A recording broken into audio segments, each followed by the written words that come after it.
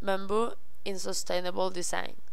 Bamboo is just grass, but it varies in height from dwarf 1-foot plants to giant timber bamboos that can grow to over 100 feet. It grows in many different climates, from jungles to high on mountainsides. Bamboos are further classified by the types of roots they have.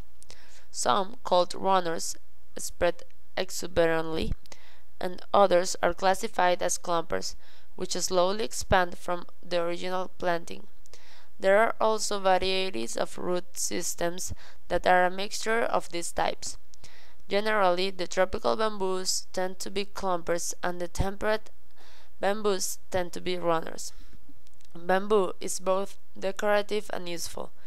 In many parts of the world, it is fodder, the primary construction material, and it is used for making great variety of useful objects from kitchen tools to paper to dinnerware. Bamboo is useful for different things at different ages. Less than 30 days, it is good for eating. 6 to 9 months for baskets. 2 to 3 years for bamboo boards or laminations. 3 to 6 years for construction. More than 6 years, bamboo gradually loses strands up to 12 years old. Bamboo for construction is best cut right after new shoots have started to grow, as the plant will have given all its starch to the new culm. It is important to cut bamboo just above the knot at the base. At this time, bamboo is just used as a forming and constructive element. Bamboo was introduced to Europe through some sporadic organizations and trial projects. In regions where bamboo is domestic, it was not just integrated in culture, but even in architecture. The logical conclusion is that architects of these regions are more interested in presenting the qualities of this material. Bamboo has the image of being the building material of the poorer classes. For example, in Colombia, the upper class especially prefers concrete. In India, the highest caste builds with stone, the middle castes use wood, and only the lowest castes use bamboo. The material bamboo is not standardized, so people in Europe are confronted with difficulties if they want to build with bamboo. Nevertheless, some famous architects and engineers already made their experiments with this natural product. The qualities of bamboo are also appreciated by Renzo Piano. He was interested in combining light metal elements like tubes and slabs with bamboo. In this way, there arise intersections between bamboo and modern light metal construction. Bamboo joints. In a standard bamboo construction, joints are difficult to make. In bamboo geodesic structure, joints are formed by creating flaps at the end of a column by incising the bamboo radially. The soft inside of each flap is cut away, allowing them to bend easily. Bamboo roofing. A number of cultures have used bamboo for roofing materials. The Chinese used bamboo for roofs, with the ends covered with round tiles. In the Philippines, roofs of interlocking split bamboo are created with the part receiving the water being the soft inner surface of the bamboo. Unfortunately, this technique encourages mold, fungus, and split from ultraviolet exposure, and roofs made of this fashion rarely last more than a year. These roofs can be made to last longer if the upper pieces, where the denser exterior of the bamboo is exposed, are laid close together, protecting the more vulnerable pieces underneath.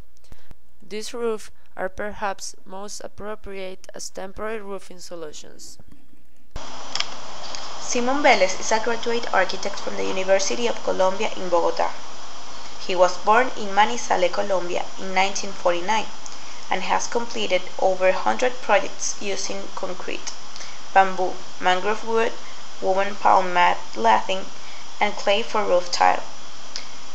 As much of his work has been in very rural areas for ranchers, he has been allowed to experiment with the locally available materials due to a lack of regulating authority and the relative difficulty of importing the standard building materials of brick and mortar.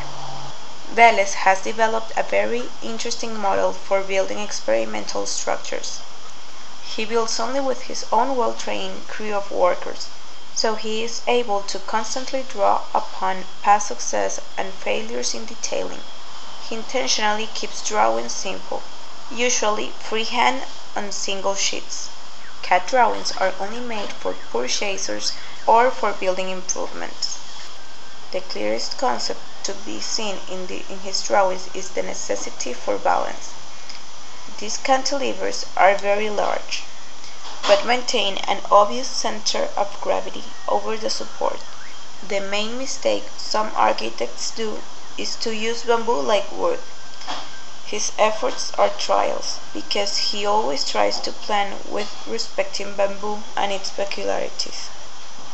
Very often bamboo only was tested on compression, but the real quality exists in its capability to compensate shear tension. Velez used this in his framework constructions, which were able to cantilever more than 9 meters and to strain about 27 meters.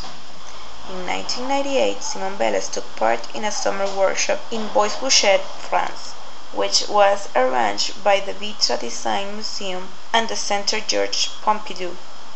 At this opportunity, he made his first project in Europe, a garden pavilion.